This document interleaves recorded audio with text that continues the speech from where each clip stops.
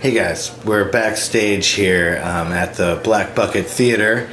I'm really excited you guys are joining me for the live stream. It means a lot to me. It's my birthday. I'm dusting off my old one-man show. I haven't done it in a long time. I'm a little nervous, but it means a lot to have you guys supporting me. So wish me a broken leg, I guess. But I'm about to hit the stage, so let's do this.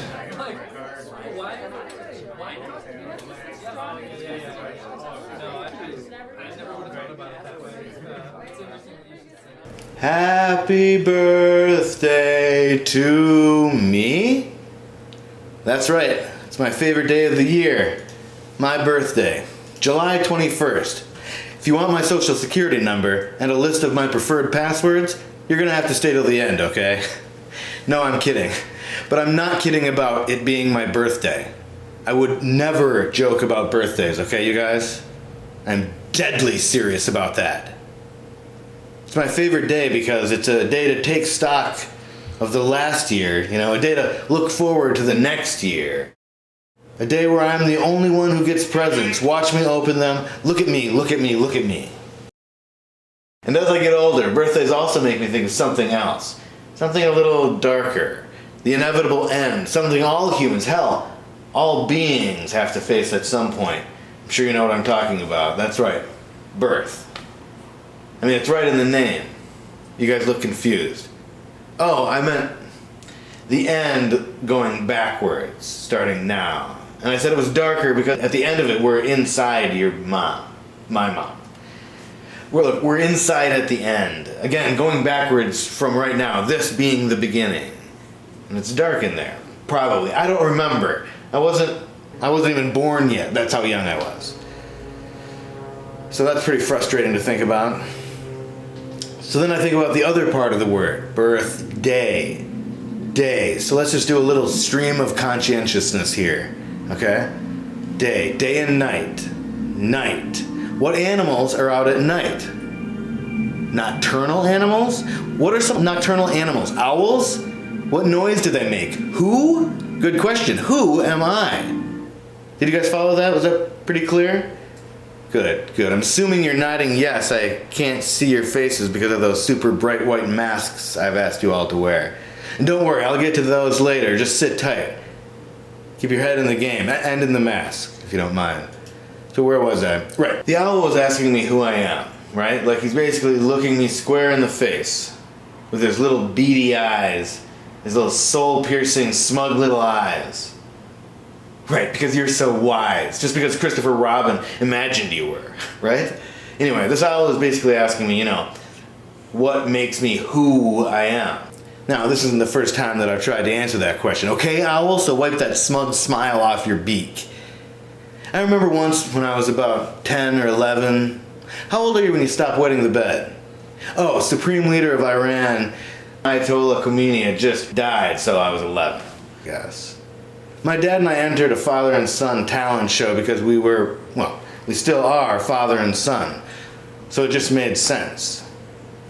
We actually wrote a song about who we were to each other, and it went something. Well, actually, it went exactly like this. Father and son, son and a father, his wife is my mom, and my uncle's his brother.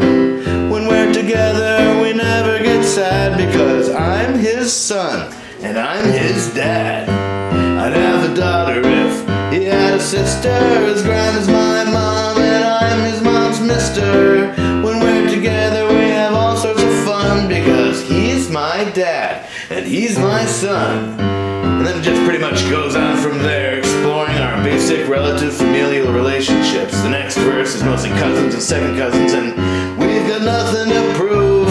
My first cousin is his once removed. It's all about family, son. That's the most important thing in the world. Your mom and me, your brother, to a lesser extent the pets, and then even to a lesser extent, but still importantly, your uncles and aunts and grandparents. Well, look, you heard the song.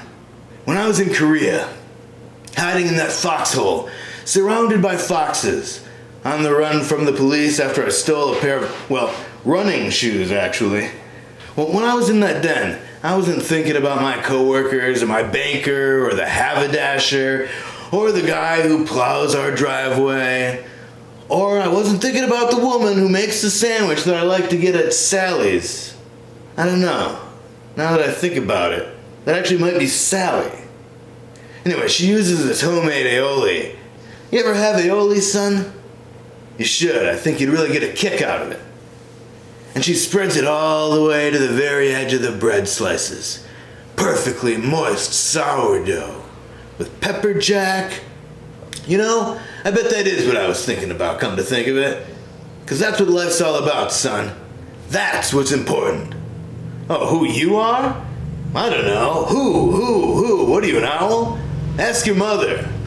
Janie, your son the owl has something he wants to ask you about.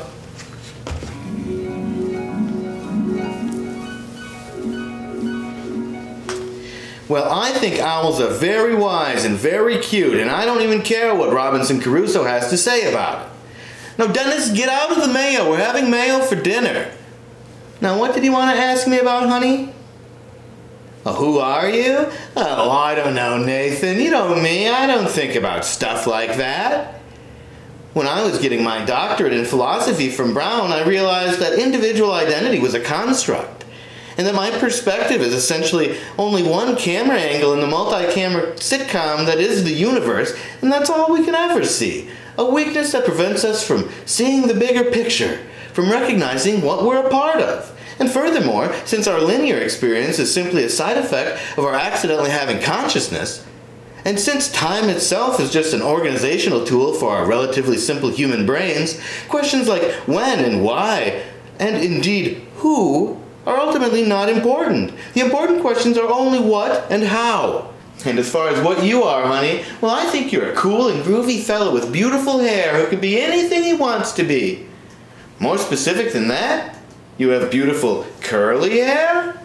What, I can't be proud of my handsome guy? And as for how you are, well, when a daddy and mommy love each other very, very, very much. Okay, Mom, okay. I think that's enough. I know about that part. Thanks, though. Yeah, I love you too. Okay, bye. Turns out this is a pretty tough question to answer. I mean, my folks are pretty simple people. But my brother on the other hand, boom, boom, boom. I'm just kidding. We don't have a song. No, not really our style. This is a little more our style. I'm just kidding, that's not our style either. No, Robbie actually likes mostly electro jazz. He's a bit different. But to quote Geordi from Star Trek TNG, don't take my word for it. Oh, we're identical twins, by the way. Just remember, I'm Robbie after this. Yep, I'm just a few minutes older, but I think I'm pretty hot shit. Look at me, I'm better at discussing sports than Nate. I was rewarded for my pedantry by being named president of the debate club. I was literally a hall monitor. I liked playing games because I liked the rules. Nate, remember, I'm Robbie. Nate may be my identical twin, but I think I am much better than him, although I am not. But if who one is could be summed up with just one word, my word would be several words, including better and than you. What's that, Nate? Your word? Your word would be more of a fart noise. Like, not even a good one. Like one that you expected to be much better than it was. Does that answer your query?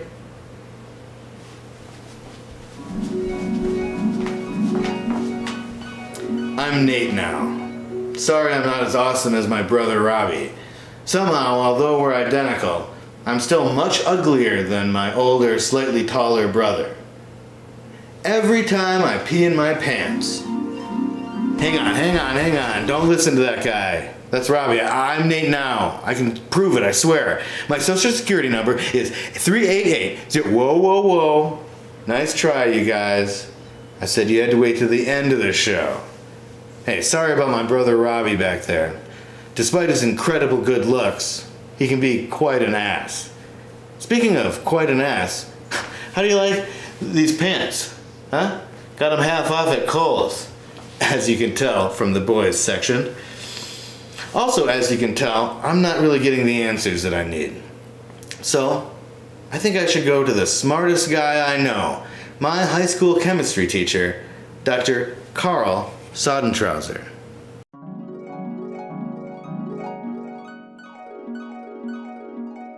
Hello, Nate. I'm sorry the lab is so cluttered. All of my shelving is currently being used to store over 3 million butterfly legs from over 6 million butterflies. And just the left ones. I'm not a monster. Anyway, what was your question? Oh, no, that's right. Who was your question? And too bad. The what would have been pretty easy. You're a pile of flesh and various juices. Or to zoom in a little bit, you're a pile of atoms and various juices. Either way, that's quantifiable. What, probably 160 pounds or so? What can I say? I have weight dar. That's what I call the scale hidden beneath the floor used to keep an eye on gravity. I'm watching you, gravity. Weak force my foot. But the question you pose of who requires more information. Everyone's equations will be different based on your premises or what's important to you. I've been observing you over the last several years, not in a creepy way, just to record data about your eating, sleeping, and bathroom habits, and to collect hair and skin samples. And it seems evident that what you value most is your verbal and emotional connection to other people near you, for cultivating that affection and caring for your fellow human. So in the equation U equals who what squared, your what is love. Oh, what is love? Well, I may not be the expert. And let me tell you why. You may infer from my conviction, my vocabulary, and my diction, I am what some people may call smart. Oh, but quite to the contrary, my intellect it does not carry when it comes to matters of my heart. I lost somebody that I loved amidst my own confusion. So what you hypothesize might not match my conclusion. I'm an idiot. I'm an idiot. Simple as they come, so unbelievably dumb. I'm an idiot.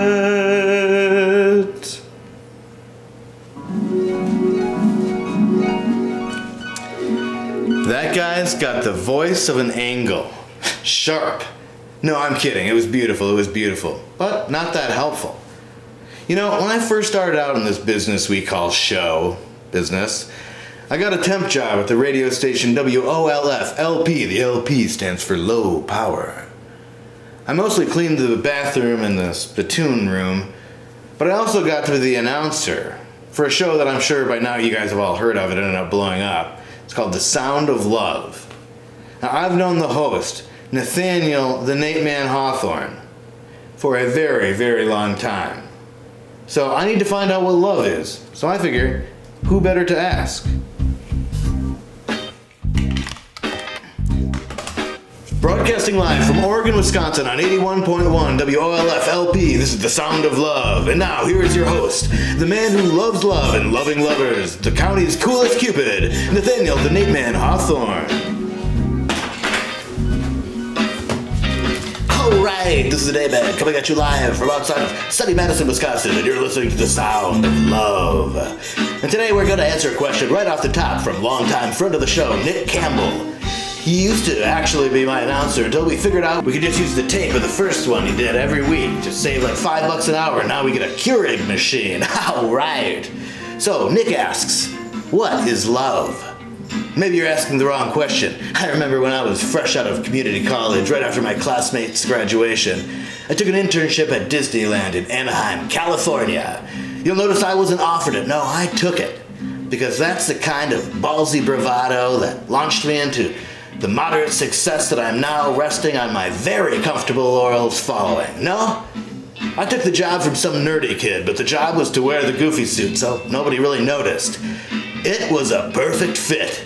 Not the job, I was very offensive and I could not stop talking, but the suit fit me like a glove. Especially the gloves, actually. I mean, it was the 90s. I think we were all a bit goofy back then. Am I right or am I right? Alright. Anyways, I was living the life of Goofy when I met the most beautiful princess in the land, Jasmine. Her eyes were a deep chocolate, not white chocolate, but the other kind. It would have been creepy if they would have been white. Some sort of zombie princess or something.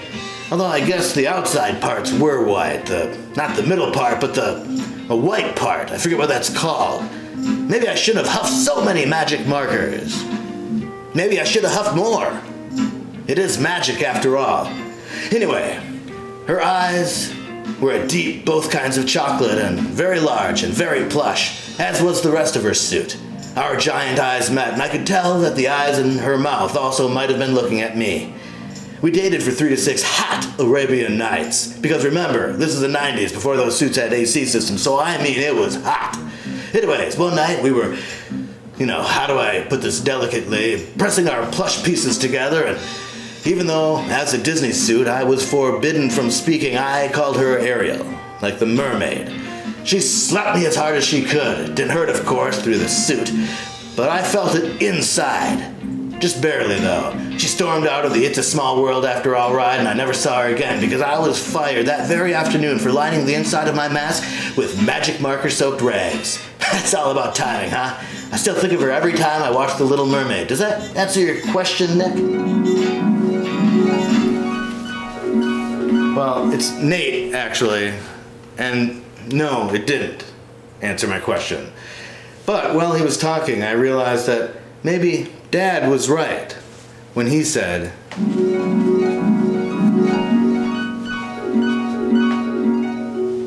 listen to your mother.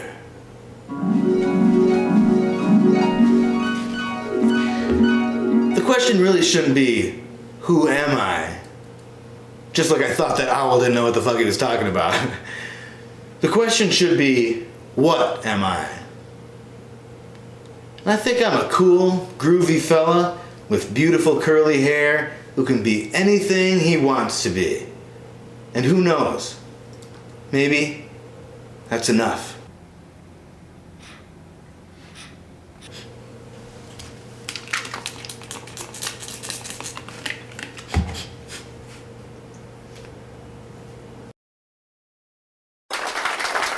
Oh, you guys can take off the masks now.